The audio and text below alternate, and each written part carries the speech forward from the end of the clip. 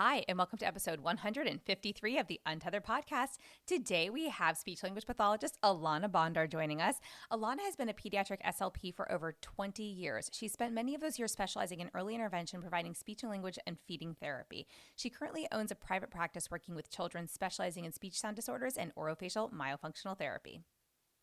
Quick disclaimer, all information, content, and material of this podcast are the opinions of the speakers and is for the informational purpose only and not intended to serve as a substitute for the consultation, diagnosis, and/or medical treatment of a qualified healthcare provider.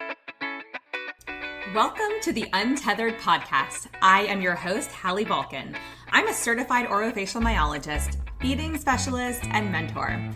This podcast is all about getting your questions answered and collaborating with colleagues to bring you the most up-to-date information in the orofacial myofunctional therapy, tethered oral tissue, and airway space.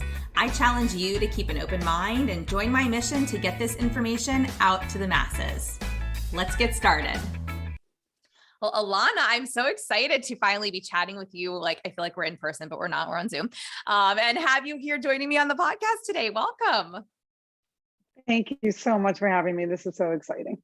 I'm so excited. So I know we're going to be focusing, and for people who don't know, Alonna and I have been talking on social for, it feels like years now. And we both have a big presence on social. So we know each other even more so outside of our conversations, which is why I'm so excited to have you here sharing your story. So, I don't know where you want to start in your story, but if you want to go back to the beginning of time or tell us where you are now, I'm going to defer to you and let you share with us, a bit about your journey and so we can understand, this long path that you've been on. Okay. So it's a good question. Should I start a little bit now and then take you back? Sure. We'll start now and then take you back. So the most present thing that's going on with me now is this hoarseness in my voice and me realizing that it's related to everything that I went through over 30 years ago. And I'm going to take you back then. And I had to actually sit down and, carve out all the details because so much has happened. And because I didn't even realize then what I know now, I didn't even know it was something to write down and keep track of and, be able to go back later and say, oh, this is why that happened. This is the cause of it. And, in telling my story, it's not really meant to throw anybody under the bus. Of course, I'm not mentioning any names, but not to throw any profession under the bus. I feel we all know better now and we do better now. Than we knew 30 years ago. I think when my journey started, I don't think anyone even considered, she's having TMJ pain. What's the root cause of it? Oh, it's airway. It didn't even come, it was never mentioned to me, ever. So it started, like I said, over 30 years ago. I was a teenager at the time, and I had a lot of what they call TMJ pain. And when you're a woman, why do they say you have TMJ pain? Because you're a woman and you're always nervous and you're anxious, and I have a type A personality. Yeah. Oh, well, I don't know, but probably depression was thrown in there at some point, but I do have a type A personality. I don't have enough hours in any day. And so I kind of blamed it on myself. I'm really tightly wound. I have so much to do. I had it blamed on that fact that my ponytail was too tight in my hair. Not kidding. No, not kidding. I started reassessing how I did my hair. Too many clips and, that kind of stuff. And I went through a lot just to get people to, but I did the therapy. This is what I did. I went for therapy. I was having all this, TMJ, tons of pain. And my first step was somebody suggested I go to a real specialist downtown Brooklyn. I live in New York, so in downtown Brooklyn. And he said that it was related to teeth grinding. And like I said, I was going for therapy, but I was also taking ibuprofen and Tylenol round the clock, just round the clock. And of course I was being told, as I'm taking all this Tylenol and ibuprofen, I'm being told, oh, that's so bad for you. And I'm like, well, it might be bad for me, but I can't get through my day. I can't get through my night. If I didn't take it before I went to bed, I would wake up at night from so much pain. And it was just round and round we go.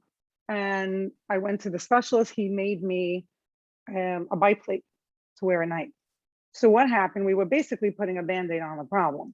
Right. Because here I was telling him that, and you can see my teeth were all worn down. So he's telling me I'm grinding my teeth. And I had so much trouble sleeping. So here I am thinking, well, I'm not sleeping because I have so much anxiety, and I'm grinding my teeth because I have so much anxiety, which I do, fine. But I think it was like, what's the chicken or the egg at that point? Yeah. And so I had a biplate made. And then when that didn't work, he said, oh, you need surgery. That was surgery number one. He went into my TMJ joint, say that a few times. And he said he has to clean it all out. There was a lot of, I don't know, debris of sorts, whatnot. And of course we did that. That was not good. I was drinking Ensure. It was not good. And it didn't help. Oh gosh. And I kept grinding, and I ground through the biplate. I hear this. I hear people do this all the time. Yeah. I walked into his office with a broken biplate, and he said, oh, wow. Like that's, he may believe I was the first person that ever did it. Maybe I was, maybe I wasn't, but okay. He made me a new one. And, again, round and round we go. So here I am biting through a very hard plastic biplate. This was, right? They take a mold, they take impressions. This was not easy to break. And here it is, I broke it. So if that doesn't tell you something. Yeah. But okay. Oh, right? Ouch. And on we go. So I found myself at an oral surgeon, and we did we did root canals. We did, finally pulled the tooth, because the pain actually wasn't so much in my jaw as much it felt like it was in my tooth on the left side. So when the biplates weren't helping and the jaw surgery didn't help, the TMJ surgery didn't help, they said, let's do a root canal. Did a root canal, didn't help. Surprise, surprise. Before you knew it, I was pulling the tooth. And I had the tooth pulled. And I don't think I'll ever forget what he said to me. The oral surgeon said, this is a healthy tooth. And yes, the look on Hallie's face, guys, you can't see it, but healthy tooth, but let's pull it anyways. Is that? And I said to him, and I'm sitting there, still like under whatever he gave me. And I'm like, are we for like, so now I have a tooth pulled out. It was a back molar. And I'm even worse shape than I was before, because now I had to have a bridge put in. So yes, I'm having a bridge made. Great, I'm having a bridge made. Well, did you think the pain stopped? No. Then the pain, they said, well, maybe it's the next tooth. Oh gosh. Well, I'll just fast forward a bit. All right, I'll give you the ending. I had more root canals, not a bridge. I didn't have it pulled. I have a crown there now. And then there was talk about pulling that tooth. And I said, absolutely not. I said, unless you can show me on an x-ray that there's really infection there and it needs to be pulled, we're not pulling that tooth. So this woman, the dentist, she x-rayed it and she showed me some kind of shadow, and I'm not buying it. Yeah, you're like, do it again from another angle. No, I found myself at I did some searching. I found myself at a root canal specialist, and he said, I don't really think this needs to be pulled, but I'll send you to he sent me to an oral surgeon. And this guy said to me, don't pull out any more teeth. Oh, wow. Don't pull out unless, there was obviously, unless there's infection, but if it looks like this, don't pull it. Thank goodness. But he didn't have any answers for me, by the way, as to why everything was happening. And this only goes back, I want to say about 7 years. Okay. Not too long ago. Yeah. He wasn't even looking at why I was grinding, why I was having all these problems, all the pain. And I was still being chastised left and right by every physician. You're taking ibuprofen every day. I said, well, what choice do I have? And nobody asked you about your sleep, right? At this point, not one person. So interesting. And I go to the dentist regularly, by the way. Yeah. Every 6 months I'm there. And every 6 months, you know what happens when my mouth is open and they're cleaning my mouth? Oh, you grind your teeth. Do you wear a biplate? That's the question I'm asked every single time. And I'm going, my mouth is open. Yeah. Mm-hmm. Like, I can't answer with your hands in my mouth and you're upsetting my TMJ. Can we make this end quickly? Right. Oh, let's not forget about how painful it is to have a root canal when you have TMJ. Uh-huh. Oh yeah. Right. And here it is. That was the only question I got asked every 6 months. Do you do something to protect your teeth? Do you know that you grind your teeth? Yes to both. And the conversation ends. Yeah. And then one time he said to me, well, maybe you want to bring in your biplate and I'll take a look at it. What is he going to take a look at? The fact that it's almost ground down to the, about to break in half again? What is he going to look at? Right. And so at one point I did go to, now I remember, I went to a TMJ specialist who created me a new biplate. He said that one would work better. It actually did for a time, probably just stopped me grinding so intensely, but the root cause was still there, right? Yeah. Were you still clenching though? You're still clenching. I mean, there's still I imagine. And no, the pain didn't go away. And I had done the Botox. Botox for TMJ. Yes. Okay. And I all this, by the way, the amount of money I spent out of pocket was outrageous because I don't have really great dental insurance. So there we are spending money left and right, but anything, right? Even great dental insurance barely covers anything these days. So that's expensive. True too. Yeah. So there I am paying, a few $100s for the Botox. I have to say, I understood the reason why people do Botox after that. It really does help. They were like, the lines over here looked a little better. And I'm thinking, oh, this is nice. And the only thing it actually did was give me a really bad headache. I did not react well. I get migraines, and that just like shot me off a migraine. And I remember that day really well because I had an interview for a supervisory job, and I went into the interview with a massive headache. And oh gosh. So yeah, and it didn't help. Didn't help. So now I have a new biplate, not sleeping, pain every day. I know I'm grinding. Yes, Hallie, waking up, like clenched. I know I'm clenching. Yeah. During the day, I found myself clenching. So then I'm told by one of the therapists I went to do not biofeedback, but like relaxation exercises, because clearly I'm clenching and I'm not relaxed, which it's kind of, it's, a wheel. So yes, I'm clenching at night because of the airway issue, but during the day, it holds out like you're just clenching all the time. Yeah. I don't think, it really becomes your new normal, right? It's like your correct state of being. Yeah. Yes, correct. So I did have to work on myself, hey, why are you sitting during the day like this? It wasn't an airway issue during the day. And I should say that I didn't see myself as a mouth breather. I never hung my mouth open, even before I went down the rabbit hole of, myo.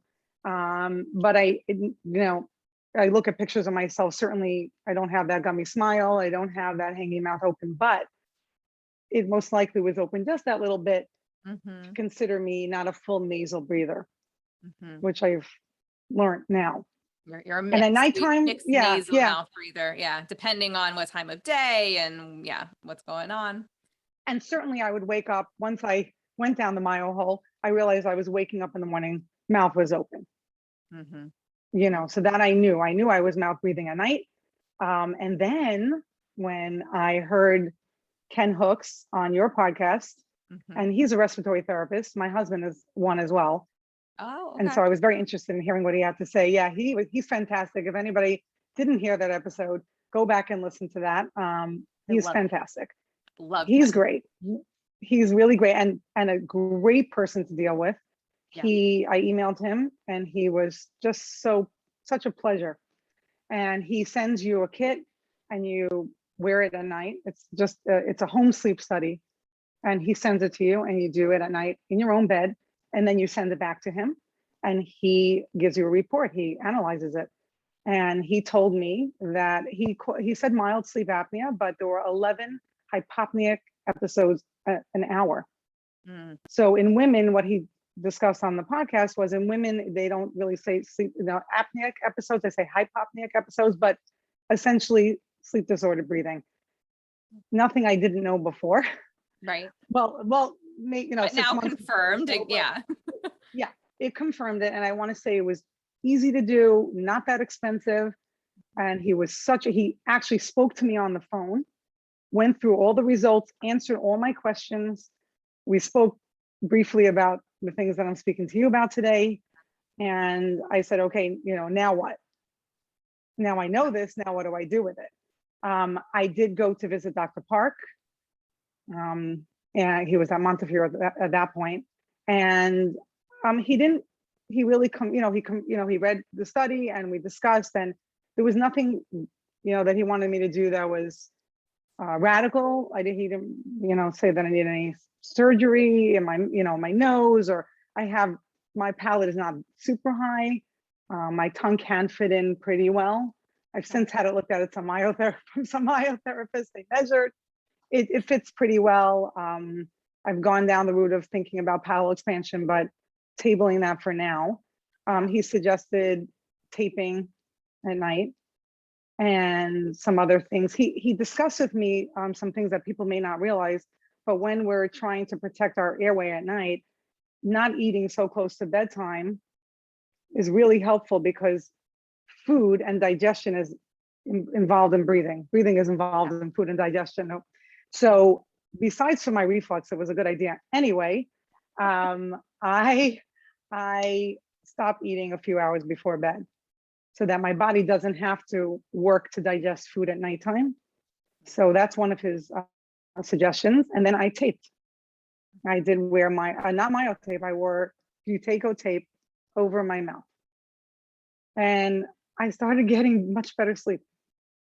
Yeah. Much better sleep. Was he able to confirm for you that he wasn't concerned about like nasal obstruction? Did he like scope you? No, yeah. I do have a mild deviated septum, but he didn't feel that it was obstructed enough. He said, go ahead and tape.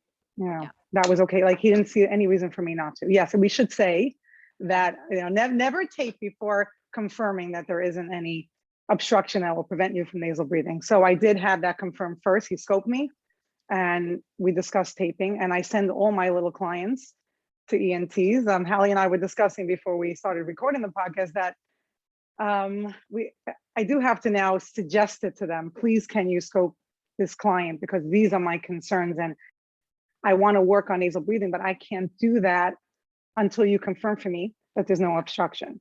Yeah. And I can't tell you how many times I get a report and there's no mention of the child being scoped. Yeah. No mention of adenoids. Scope or scan. No scan.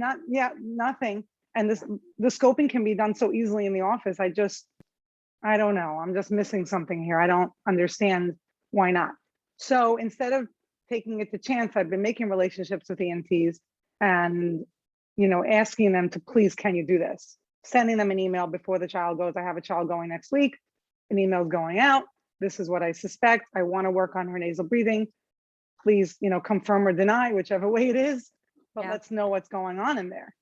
Yeah. We can see the tonsils, the palatal tonsils, but we can't see the adenoids. Right. I don't know. Yeah.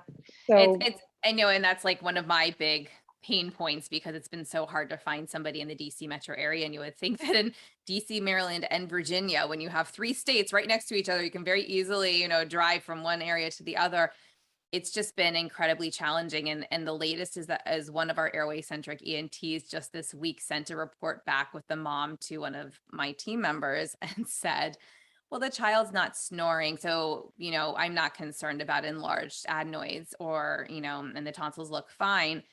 And I said, okay, well, can you ask the parent, did they do a scope or a scan? And she's like, nope, they did not. Like, that's already been confirmed. And I was like, so how did the ENT visualize the adenoid tissue if there was no scope or scan done? We can't say for sure just because, and this is what just grinds my gears. Like, you do not have to be snoring. You could have an open mouth posture and be relatively quiet. You could have an open mouth posture and have audible breathing that's not snoring. Yeah. I mean, there's so many different presentations. And if we are sending a child to the ENT, not once, so not twice, sometimes 3 times we've sent them back, because we are gravely concerned that there is an obstruction that we need to rule out, like we've hit a wall in therapy, or, we want to take the next step, but we want to make sure that the airway is patent, right? Whatever the case may be, like, please take a look at them. And it's, it's not our job to even have to ask that, but it's sad that we do have to ask specifically for what we want ruled out. And I use the terminology now, concerned about upper airway resistance. And I had an ENT present for the membership recently who said, some ENTs don't even know what that means. And I'm like, they don't know what upper airway resistance means. I mean, as an SLP, I'm not an ENT, and I feel like I can make sense of what that might mean in my brain. So upper airway and like resistance, like turbulence, right? Like trouble breathing. Can we just figure out what's going on here? Or how about when you have the ENT that says snoring is okay? Snoring is okay. Then this is the real problem. He knew the client was snoring and didn't see that as an issue. Yeah. So now we have but I said to him, did you ask the mom how this child, does she fall asleep easily at night? Does she wake up in the middle of the night? How does she wake up in the morning? Is she having any difficulty attending at school? The answer to all of that was yes, yes, yes, and yes. Yeah.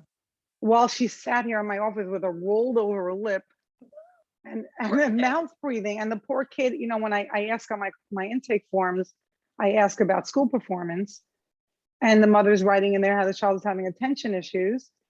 And he didn't even ask any questions, nor did he scope her. Yeah. Yeah. And I said to him, listen, with all the email was respectful.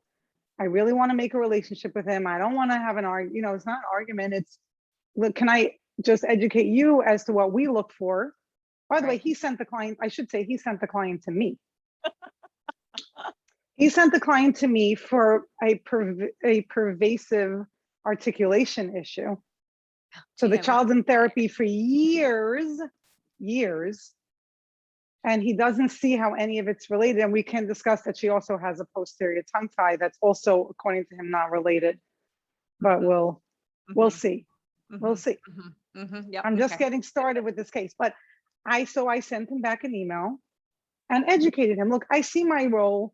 I used to get really frustrated and kind of put my dukes up. And now I take a step back. I let the email sit for a day. And then I say, well, he clearly doesn't understand. So I need to educate. And I'm willing to do that.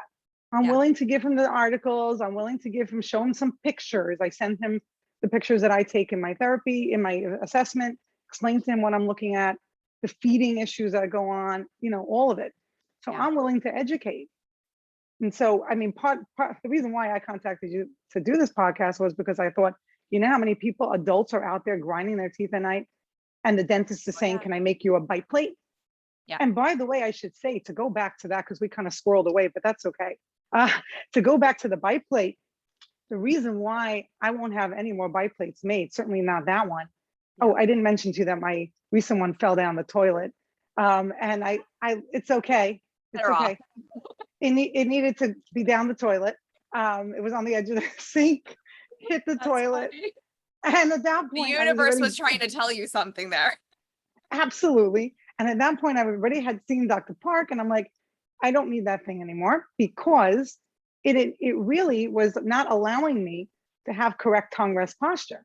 Mm-hmm. It was bringing my tongue forward and causing a thrust.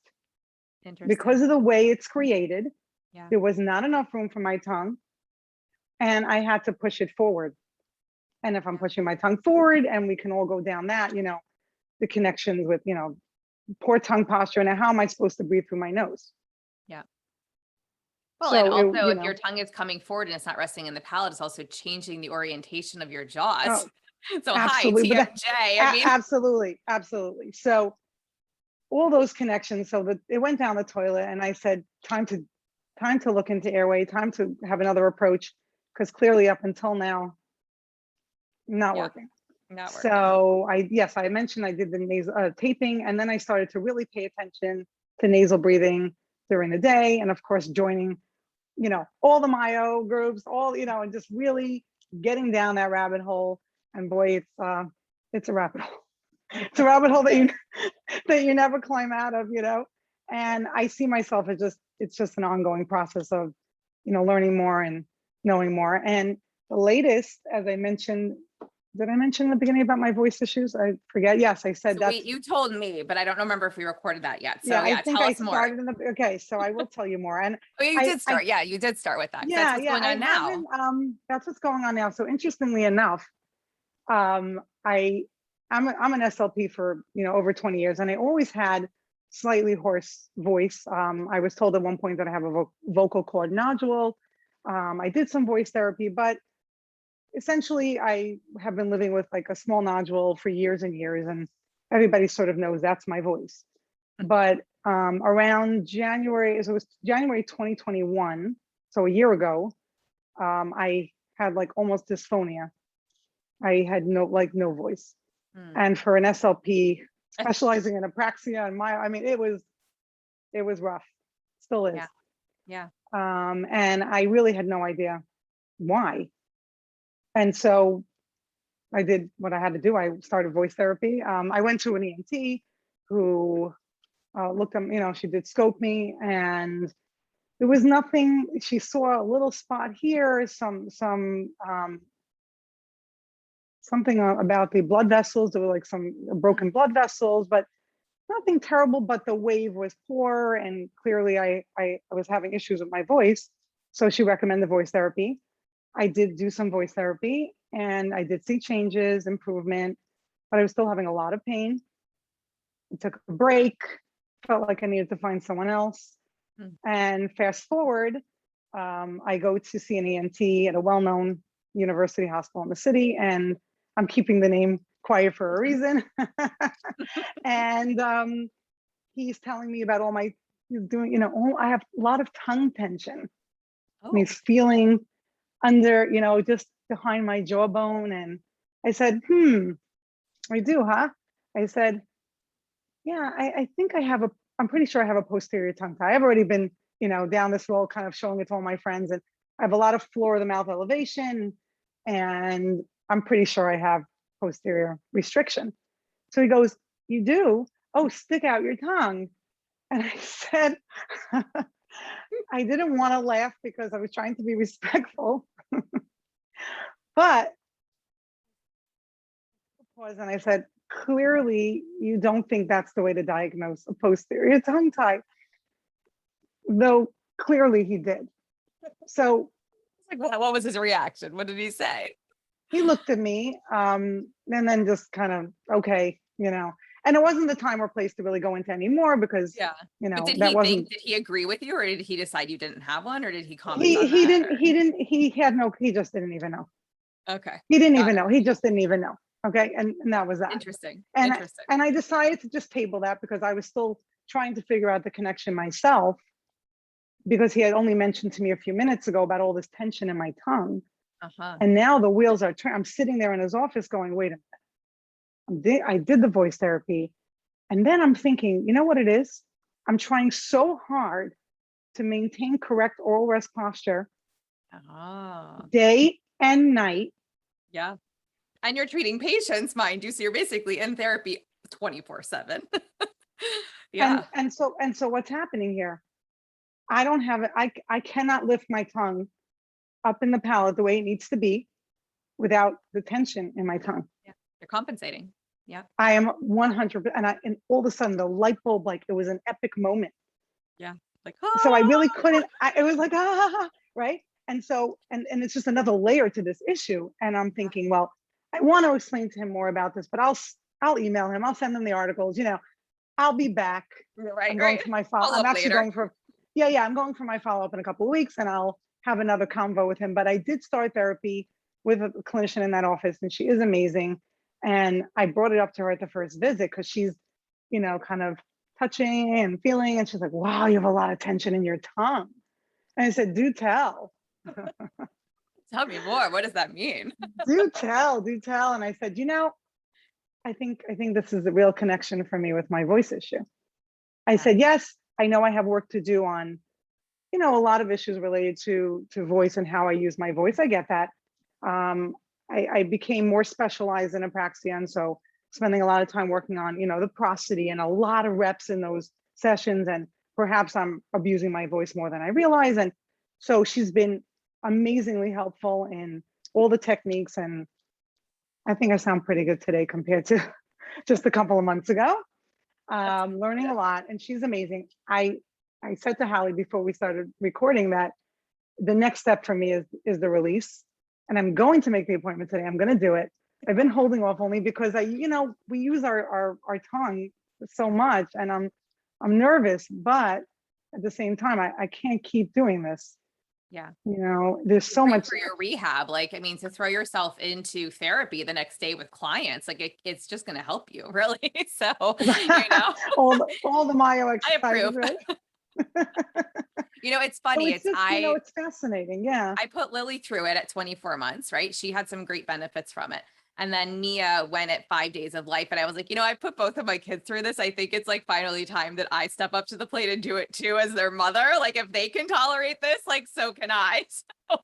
And one of my therapists actually came with me. She wanted to observe the appointment, and like we recorded, they let me record the release. So I have it on my phone somewhere.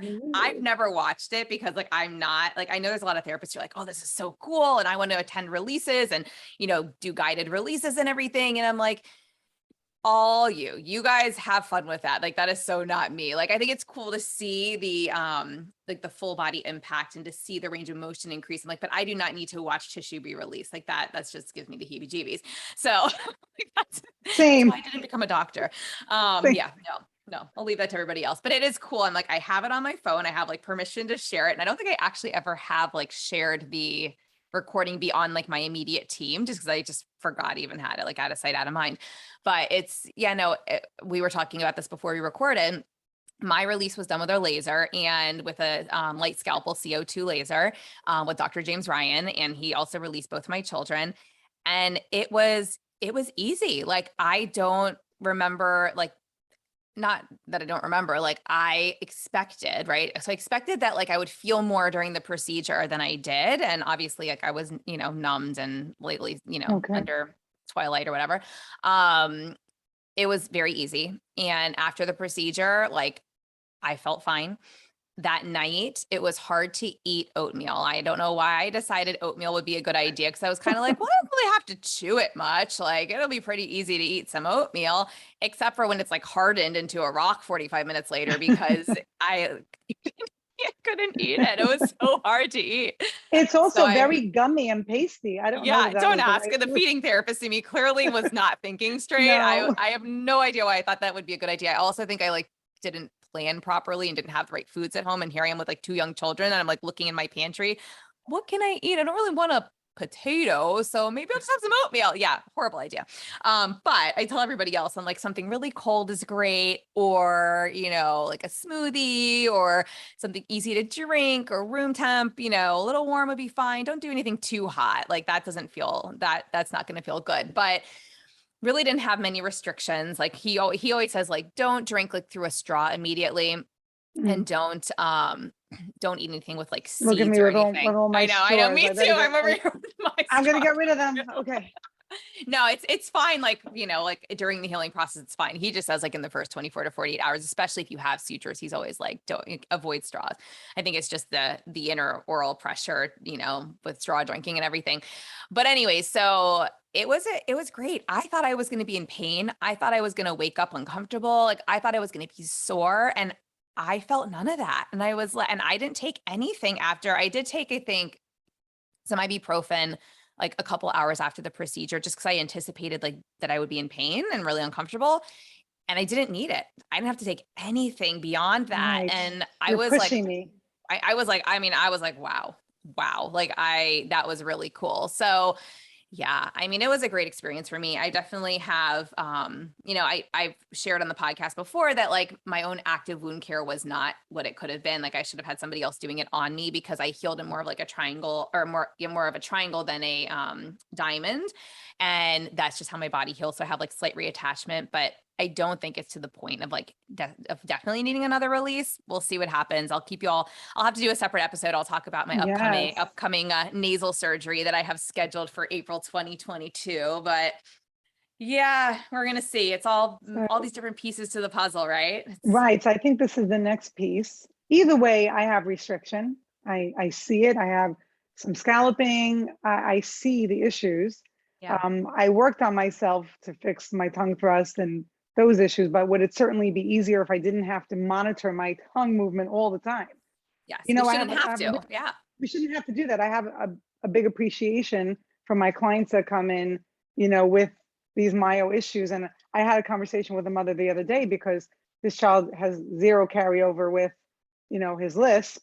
Right. And I did tell her, I should say, in the initial assessment that he does have the posterior restriction. And I showed her the floor of the mouth elevation. But then, of course, she went to a professional who said, no, he doesn't have a tongue tie, right? So, and I said, and these days, it doesn't even bother me when people say that, because I said, okay. I look at her, I go, okay, then, I don't know what to say. I mean, I had a situation with a little baby. I don't see a lot of babies, but she happens to live right on my block. It's a neighbor of mine, and they could not find a feeding therapist. And I said, sure, I did feeding therapy for over 20 years. I'll go, Yeah. And I come in there, and the myo issues were like glaring.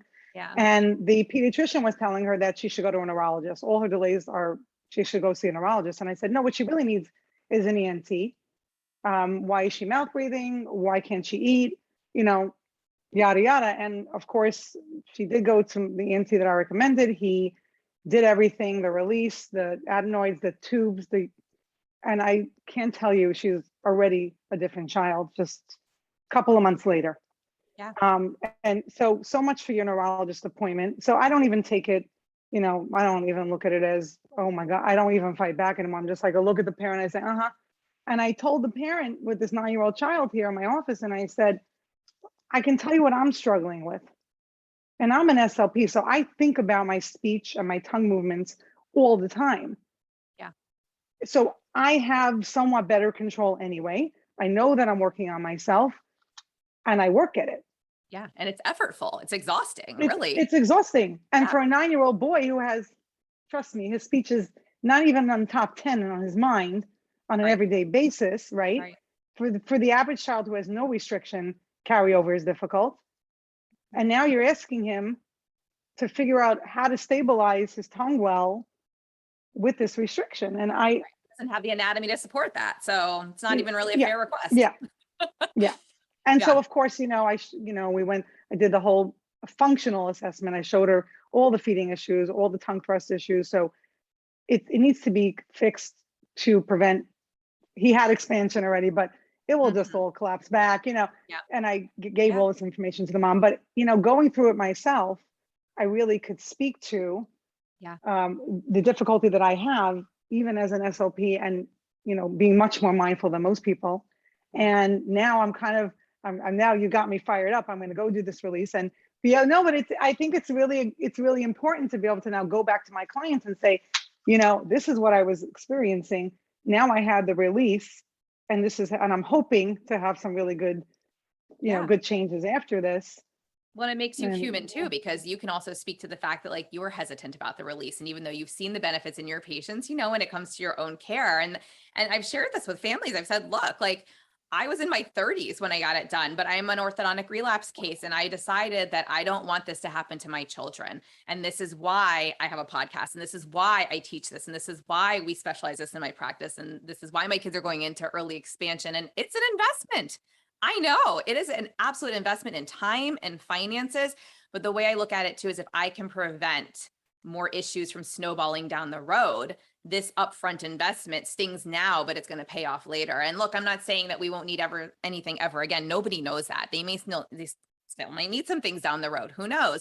Like Lily, for example, went into an ALF appliance, and it definitely opened her airway. It opened her, grew her palate. Her palate has held. It's beautiful. She's in myo, follow-up myo to get that lisp under control and that, little slight tongue thrust she has, but otherwise everything else looks great at this point. And she needs to grow her mandible forward a little bit. And I kind of realized, okay, I think we've hit a wall to a certain degree with certain skills because of the position of her mandible in comparison to her maxilla. And, it wasn't until I was sitting with an ortho friend of mine who was looking at me present Lily's case at a conference, who said, he kind of looked at me and I was like, lay it on me. Just tell me, tell me what I need to hear. I was like, don't be shy. Tell me what we need to do. And he said, I think she needs a lower lip bumper. I think she needs to bring that mandible forward. And I was like, Googling like lower lip bumper. What's a lower lip Right. bumper? Like I've never heard of this thing before. But you know, even for us in this space, like we're constantly learning. And I think the beauty of being the patient, and for me, like being the mother of the patient, of the patients, being the wife to the patient, being the daughter of a patient, being, you know, outside of just being the practitioner has made me really, like you said, like you have such an appreciation for what our patients go through and what the families of our patients go through, of, you know, the children that we work with when it's not the adult themselves. And, you know, I think one, it makes us human. Two, it makes us appreciate when I've had patients come to me, some adults in their 30s, and say, I don't want expansion. I don't want a tongue tie release. I just don't want my problem to get any worse. Can you help me? And I'm like, well, I can try. Like there's no guarantees, but let's give it a go and see what happens. And in like 6 sessions together over a couple of months, we were able to basically get the tongue up into the palate to the extent that's possible, with the understanding that it's never going to be perfect. The anatomy That's where doesn't, I'm out. Right. yeah, like That's where I'm but out she at was this like, point. I Yeah. don't want jaw surgery. I don't want an appliance. Like I don't, you know, and she really didn't have like the tongue tie issues so much as like more of a narrow jaw, you know, high, narrow palate. Okay. But her goal, like this patient's goal, was just, I don't want my teeth to get any more crooked. I don't want my tongue to push my teeth any further. And I said, okay, well, let's see what we can do. And so we worked together towards that goal. And so I always I like to share these stories because I feel like we all have our individual goals. And at the end of the day, while there may be the most optimal scenario for certain patients, parents of children and or adults themselves may have their own goals in mind. And so, you know, I think it's interesting to share it though, because when they hear stories like yours, which is why I was so excited to have you on the podcast, when they hear this, they go, oh my gosh, that's me. Like I've struggled with these things. Why hasn't everybody ever told me that I could be having these issues going on? Well, for the same reason, nobody ever told you and nobody ever told me. It was like, we've stumbled upon this space ourselves as Correct. SLPs who had access to education in the myo world and the TOTs world. And then we kind of went like, holy cow, hold up. It's like, everybody hold on, pump the brakes. Are you telling me that this is what's going on? And why has nobody ever told me this? Like, why did I learn this in grad school? Like beside myself. And I look for, I look forward to sitting. I have an appointment in a couple of weeks at the dentist, my routine cleaning. And I look forward. I want her to ask me. This time I'm going at it. I'm gonna be like, before you even get in my mouth, because then I can't speak to you while you're cleaning my mouth. Can we have a discussion about what you're going to see in there and why? Because I'm so tired of them telling me that I have ground down teeth and am I wearing a bite plate? Like, I think it's time to like have a different conversation. So I'm going to do that. I'll let you know. I do want to say that, you know, in terms of my sleep, because I should like finish off that part of it. And how am I doing today, you know, after taping and I'm learning more about, you know, tongue rest posture. For the most part, my sleeping is a lot better, I do think the inability to fully get my tongue up does create sometimes this kind of, my sleep is not deep enough at some points. And there are times I do wake up and have a hard time falling back to sleep. I do have a snorer in my bedroom too, not me. And so I can't always, I can't always say what wakes me up, but it will be interesting to see if the little bit more trouble that I'm experiencing will dissipate or hopefully go away when I release my tongue, and just that next step. Yeah. It will be I'm sitting here thinking, like, as we're Yeah. discussing this, the ENT's office that I went to was like, do you want, like, basically we're like, we can do a home sleep test if you're, you know, if you want to do it. But I'm like, I've had CBCTs, like, I know that I've got sleep disordered breathing. And it just kind of like, we never actually, I'm realizing, finished that conversation. And it was more so like, she's like, you need it regardless. Like, I can see your scans. I can see that you can't breathe out of the left side of your nose based on how your septum is deviated. And you've got enlarged, you know, turbinates, and you've got enlarged nasal swell bodies. And I was like, oh, I really can't breathe at all through that half of my nose. Fabulous. But I'm sitting here going like, maybe I should contact Ken and do like a home sleep test with him before having my nasal surgery. And then after I've healed, like 6 months later, go back. And I mean, it really takes a full year for all swelling to go down, they say. Wow. But I feel like by like the 6-month mark, like maybe even at the 6-month mark and the 12-month mark, I don't know. I just kind of want to see like a case study of what does my sleep look like beforehand with someone who's gone through adult expansion, with someone who's had the tongue tie release already, but still has the nasal obstruction. And then like what does it look like afterwards? Like, So interesting, because I was yeah, thinking about doing one before my release yeah, and then after the release, yeah, but I think it's good enough to know that I had the sleep issues, yeah. making these changes, and then after the release. I think it's a little much to do it Well, and twice in the next couple of months, but yeah, you I did had one have with one. Ken already. So you technically Yeah. have like your pre-op one. Like, I don't think you have to Yes. do it like immediately before. Yeah. It's probably not going to change much. We haven't done, I mean, you've done voice therapy, right? But you haven't really done much No, other. and I did do the taping, which I don't have to tape anymore. I wake up, my mouth is closed, Okay. no matter when I wake. Yeah. Even See, if I this wake is up in the really middle of the night. interesting to me Yeah. because people recommend taping for life. And to me, I'm like, I feel like, and Autumn and I kind of have a very strong standpoint against taping. I'm like, if you're an adult and you want to choose to tape, that's your prerogative. We are not really proponents of taping children unless you are 100% sure that there is no nasal obstruction. And I do not trust most ENTs, at least not in our country. So for people like recommending, you know, the ENT says, oh, they're fine. Show me a scan. Show me a scan that shows there is no enlarged tissues. That's my personal preference. I'm not speaking out against other people who do recommend it. I just, like, for me, Right. I don't feel comfortable. But Well, for this an was for adult, but this was for me, right? I'm an right. No, adult, and so I've I tried it know. too. Yeah. Yeah. No. And like, I've tried Yeah. it too. Like, I've done the myotape around my mouth on myself. And, you know, I woke up in the morning and I'm like, I don't really feel a difference. And I think I actually stressed my system out because I can only breathe through half my nose. So if I can even Well, breathe you through wore my nose, myotape though. You wore the tape around your mouth or on your right. lips? Right. Which So one? like I did the myotape around the lips. So it kind Mm. of like, but you know what I do though? I stretched it out really big so that when you put Mm-hmm. it on your lips, it actually brings like the lips together. And then I was like, this is going to cause wrinkles. Like, I can't keep doing it. My husband was like, what are you doing to your face? And I was like, I'm trying to get my lips to stay closed when I'm sleeping. So I But I really did find a feel like, difference. yeah, I I mean, found the and difference I've seen, between, yeah. and I've seen adults say it's really helpful, but I think if it's going to be used therapeutically, it should be used therapeutically as something that has an end goal, right? It shouldn't be something that we have to do for the rest of our lives because there's still an underlying root cause that we haven't addressed if we're having to tape our mouth. So I love that Agreed. Yeah. you were like, okay, my nose is patent. I was able to lip tape and it taught my lips to be closed at night, which I think is the exact purpose or reason behind doing it. So it drives me crazy because there's people out there who are recommending lip taping on pediatrics and basically saying, no, we're doing this for life. And I'm like, but why?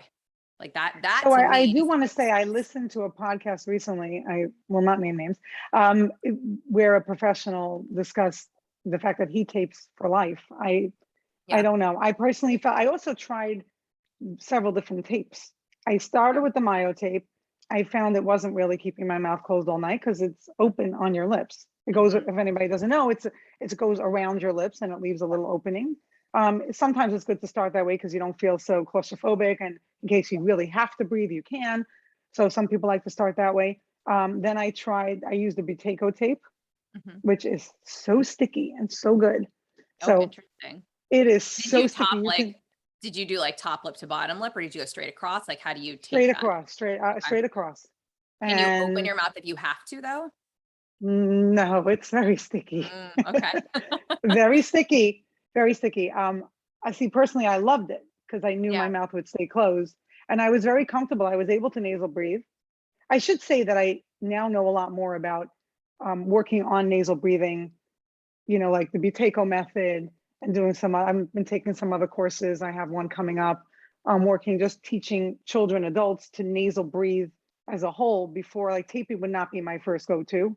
I did it for myself then after I was recommended by Dr. Park, and that worked for me. But I do think that, a lot of times people on mouth breathing, they just don't even know how to nasal breathe. Right. They don't even know. They don't even know they've been mouth breathing for so long. And even, you Yeah. have children that have their adenoids taken out. And the old me used to think it's a magic cure. Take the adenoids out, the kid will nasal breathe. Well, how come they're still walking around with their mouth open? Behaviorally, that's all they know. Yeah. That's all they know.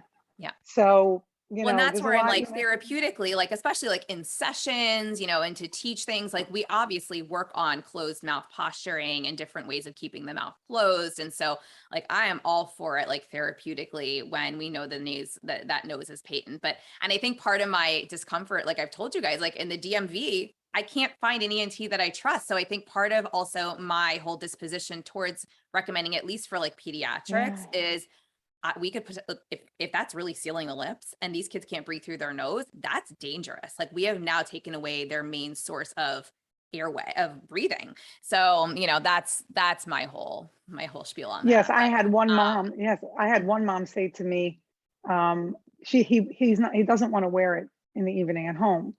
He wears it by me, but he won't wear it. So she goes, "Can I just put it on him when he's sleeping?" And I said, "Well, that's a maybe yes, maybe no, but the real issue is that he has to learn to nasal breathe during the day." So, right. She wants to go in while he's sleeping and he won't give her a hard time and just put the tape on his mouth. And I said, yeah. So of course we took out the we took out the bribes, the prizes. I got really good prizes. If he comes back and mom tells me that he did it, he'll get to pick from my prize box. And he's 7. You can bribe a 7-year-old. It's it's easy. I am not below bribery. Oh, I am not below it. I have prizes and prizes. Yes, I'm all for it. All for it. Yeah, whatever it takes.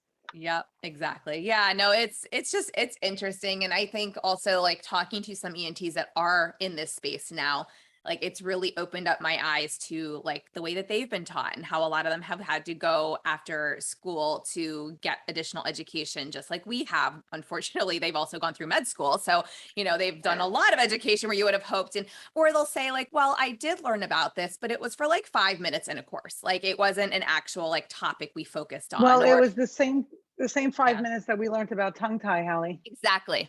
Okay. Well, no, tongue tie was never mentioned. Tongue tie was never mentioned in my grad program. It was mentioned to me. I remember learning that we were shown a picture of an infant with a heart-shaped tongue, a heart-shaped tongue, like a really anterior tongue tie. And we were told, if you see a baby that looks like this, it most likely is a tongue tie and they will not be able to breastfeed. Period. That was the conversation. The conversation. No, we were told like oral motor was a dirty word. Like that was like, I went to a research university and oral motor was not okay. Like we don't do oral motor because everything is ensomes. Like everything is an ensome at that point. And I'm thinking, and the only education we got on dysphagia was adult and geriatric, like post-stroke, like more so. Right. That was our education. And I was fascinated by it. I didn't want to work with adults, but I was fascinated. I actually, I don't think a lot of people know this about me. And I don't know if I've ever shared this on the podcast, but I was such a nerd. So my instructor was somebody who like ran the floor at NIH. Like she was just this brilliant human being. Wow. And when she first taught our undergrad class, that's when I first had her for the anatomy and physiology of speech and swallowing. And like, kind of taught us on a grad school level as undergrads. And we were all like, like it was like a grad school level textbook. Like, anyways, I remember like on one of my first tests, I got a C and I was like, hold up. Like she always told us, if you're not sure, go based on what the textbook says, because I will never mark you wrong if it's correct based on the textbook, even if I said something differently in the class and like whatever. Right. So I go back through the textbook, I comb through and I'm like 13 of the 15 I got wrong are correct according to the textbook. And so I remember like submitting it to her and she changed my grade and she was like, no, you're right. And her response was, thanks for sleuthing. And I was like, what? And so I thought she didn't like me. I was like, okay, well, whatever. And then I have her again in grad school for anatomy and physiology in like the adult with dysphagia course and everything. Now at this point, like we had built a great relationship. Like she really, like there was mutual respect. I don't think she meant it negatively, even though it came off that way to me undergrad, to the point where I became her TA. I created an entire anatomy and physiology lab, like a 1-credit lab for grad students in the SLP, in that cohort. I created the binder. I was bringing my skeleton into the lab, full body skeleton. I mean, I was like totally geeked out on like all things. She took us to NIH. I was the one who got to sit in like the radiology chair for like where they do the MBSS, and all that. It was very, very cool. And I was like, I should have known then that I would be doing something like I'm doing today at that point, even though I had not had a second of conversation about infant, toddler, pediatric, like swallowing, anatomy, nothing. And then of course, was a dirty word, not from her, but from other instructors who basically shared all of the evidence, right? All the research against oral motor and for ensomes. And that was my introduction to this space. No, I had to, in graduate school, I took a course, a dysphagia course at NYU. It was an elective and we had to go, I went to Brooklyn College for graduate school. So we had to go into the city, which if anybody lives in Brooklyn, New York and knows the trek into New York Yeah. City and back and Yeah. the parking and the whole, so we had a small group of us and we took turns and we carpooled and it was really great. And we had a fabulous teacher. Of course, I do not remember her name. I'm really sorry. She's not there anymore. She was fabulous, but we learned all adult. We had one class out of the, whatever it was, 10, 14-week semester, I don't remember. We had one class on children. We didn't It even wasn't something we had one. I remember having one. I went into pediatric dysphagia because I worked as a service coordinator in an early intervention program before I became a therapist, and I had made some friends, and I swore up and down I was not going to do pediatrics. I was fascinated by when Christopher Reeve had his accident and he had gone through rehab, and I just became really fascinated. And at my NYU interview for grad school, when they went around, we had like a interview with several, there were like 10 students around a table in a conference room. Oh, wow. And they went around asking everybody, well, why do you want to become an SLP? And people gave like your standard, oh, I want to help kids, you know. And they got to me and I said, I'm just so fascinated by Christopher Reeve's rehab. And this is what I want to do. And I was all down for it, right? Well, I did get into NYU. I didn't go. I went to Brooklyn College because it's near my home. But you know, it really fascinated me. And I swore I have my own kids. I don't want to work with children because I can't work with kids all day and then come home to my own kids. Like, how is that going to work? You know? And then I had my mentor like right there. And I said, okay, I guess I'm doing this. And I love it. So Yeah. I've never looked back, you know? Yeah. But Yeah. Well, and I mean, I kind of fell into it accidentally too. Like I went into the schools, which was my agreement with, you know, my university that I would work in the local school systems. I was paid, you know, but for 3 years was my contract.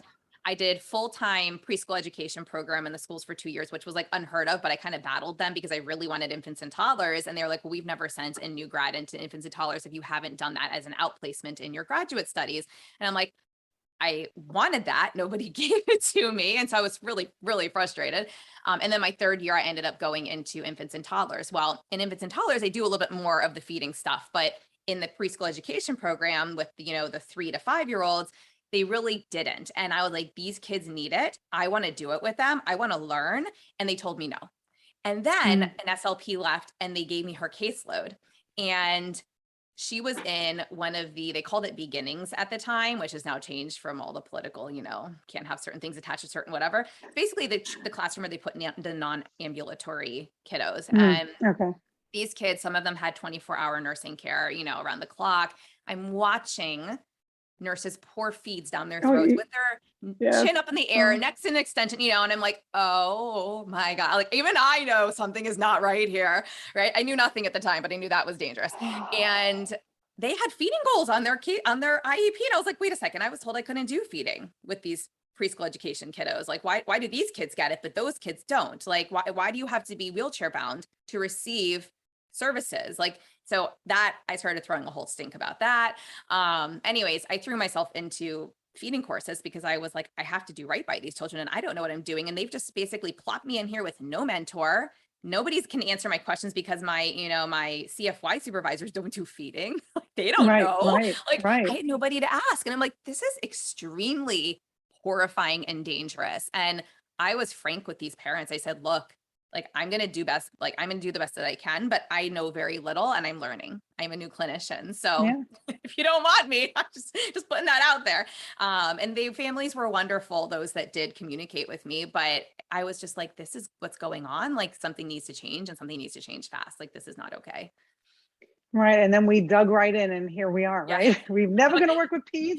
12 years later and tens of thousands of dollars later. I don't know. Like, I feel like here we are. I gave up. Here we are. I'm waiting for my accountant to, I sent him my QuickBooks, you know, my expense and my profit and loss statement. And I'm waiting for him to email me and say, how much money did you spend on continuing it?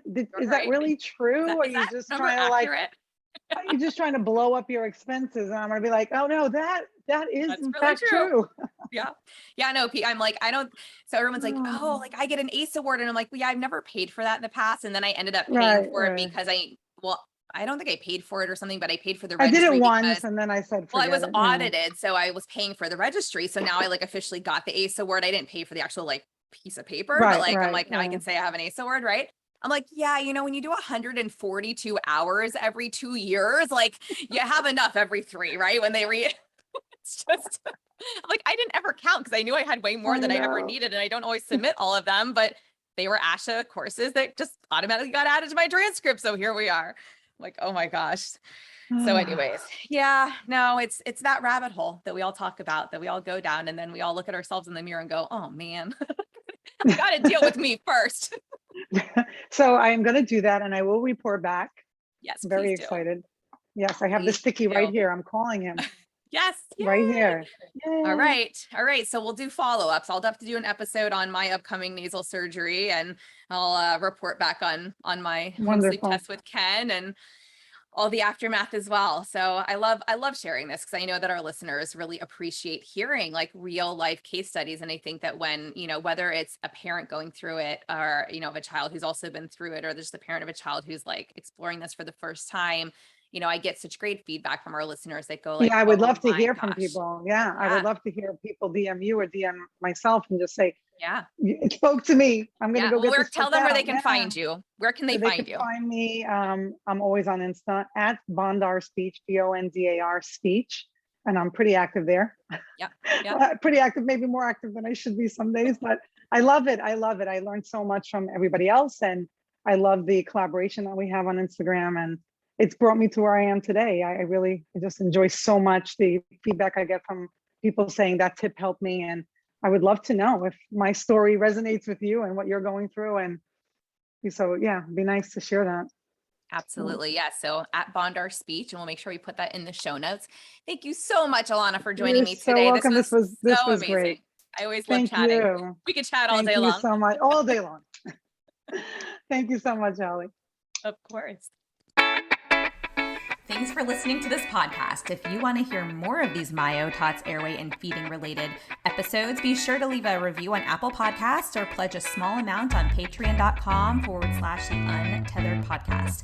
If you found value, others you know in this space will too. So be sure to share this episode on your social media platforms and join us over on Facebook, on my Facebook page at Hallie Vulcan Biz, on Instagram at Hallie Vulcan, and you can head over to theuntetheredpodcast.com to grab a copy of the show notes, where you can also subscribe to be kept up to date on the latest podcast episodes.